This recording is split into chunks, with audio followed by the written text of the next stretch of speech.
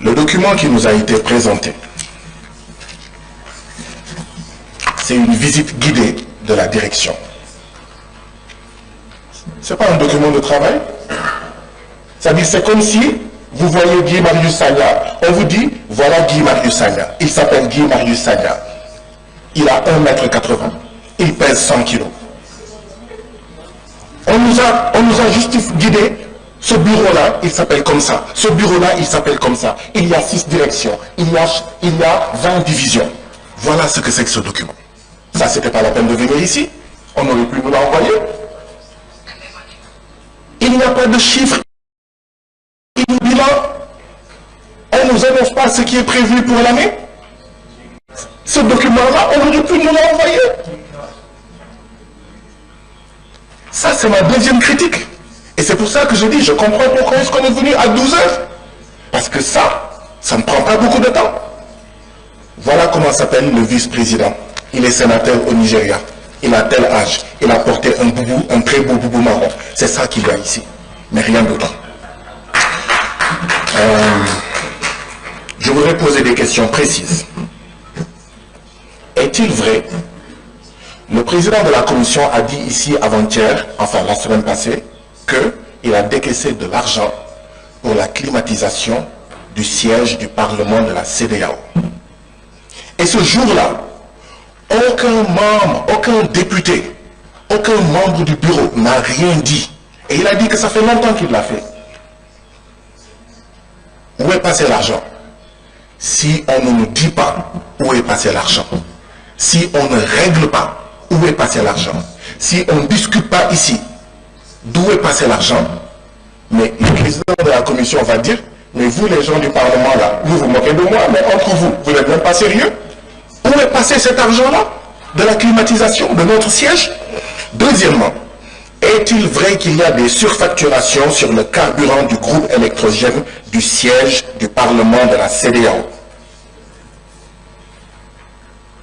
Troisièmement ou quatrièmement, est-il vrai qu'il y a des surfacturations sur les billets d'avion des députés de la CEDEAO et autres?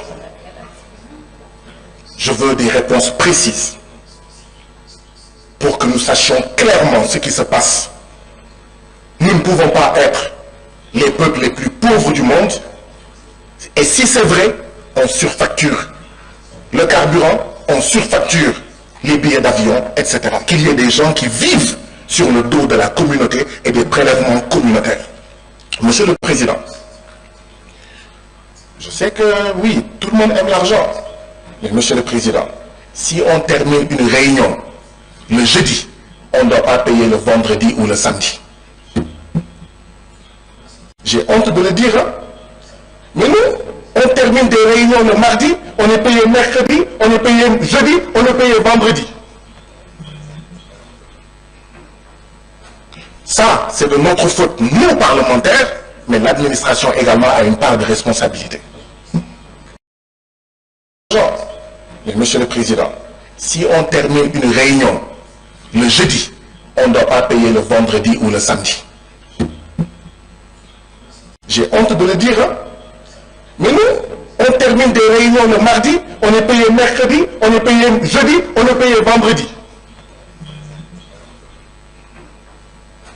Ça, c'est de notre faute, nous parlementaires, mais l'administration également a une part de responsabilité. Ça ne peut pas continuer. Moi, j'aurais honte de regarder le peuple nigérian dans les yeux, le peuple sénégalais dans les yeux, le peuple béninois dans les yeux et lui dire, je suis payé pour des jours que je ne travaille pas. Il faut que ça s'arrête. Et ça existe. En ce qui concerne les questions de surfacturation, je voudrais encore remercier l'honorable député du Parlement de la CEDEAO sur cette question, mais je voudrais surtout rassurer qu'au niveau des institutions de la CEDEAO, il y a d'abord un mécanisme de contrôle.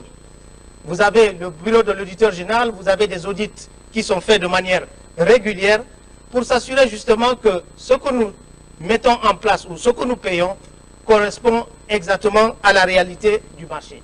Je ne veux pas aller sur une question de surfacturation par rapport même aux questions liées au carburant du siège de la CEDEAO. Monsieur le Président, est-ce que les travailleurs des différentes institutions de la CEDEAO ont le droit syndical? Le droit syndical, ce n'est pas une obligation. Vous êtes libre d'appartenir à un syndicat ou pas. C'est vrai, je suis député. On peut dire non, les députés, ce n'est pas leur problème de s'occuper des intérêts matériels et moraux des travailleurs. Mais l'intégration que nous prônons, vouloir le bonheur pour nos peuples, ça commence d'abord pour le peuple qui est là, et qui sans eux, on n'est pas là. Est-ce qu'ils ont le droit syndical? Est-ce que leurs droits syndicaux sont protégés? S'ils refusent, c'est leur affaire. Mais est-ce qu'au moins on leur reconnaît le droit syndical ici? À la page 65 du rapport. Je termine là-dessus. J'ai terminé. Monsieur le Président, j'ai terminé. À la page 65 du rapport, c'est les ressources humaines. Direction des ressources humaines. Défi. Effectif insuffisant. Nécessité de mettre à niveau le service. Faible budget, etc. Tous ces points-là, ça demande de l'argent. Mais nous n'avons aucune idée ici du nombre de fonctionnaires qu'emploie la CEDEAO aujourd'hui. Toutes institutions confondues. Combien sont-ils ces fonctionnaires de la CEDEAO? Quelle est la répartition par pays de ces fonctionnaires de la CEDEAO? Vous nous avez parlé d'insuffisance de personnel. Une insuffisance, c'est toujours par rapport à un existant. Mais nous ne connaissons même pas l'existant. Et vous nous dites, il y a 478 postes vacants et cette année, 262 sont ouverts. C'est un peu ésotérique pour nous. Est-ce que vous pouvez donner plus de précision? En tout cas, je vais prendre le cas du Bénin. J'ai essayé de voir les différents postes de directeur. Je sais qu'il y en a une bonne centaine, sinon plus, à la CEDEAO. Je constate qu'il n'y a pas un seul directeur de nationalité béninoise désormais au sein de l'administration de la CEDEAO. Sur quelle base alors les répartitions se font? Sur quelle base les recrutements se font?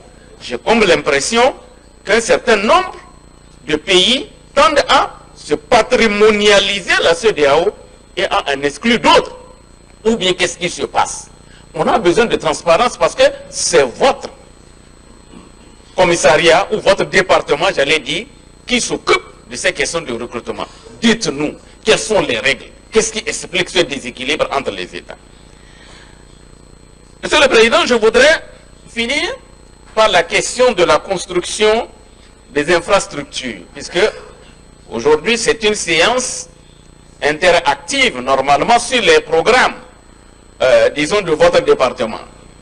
Et j'ai vu, j'ai lu, j'ai suivi dans votre présentation qu'il était prévu un dépôt humanitaire à Bamako, au Mali, et que les travaux ont été arrêtés.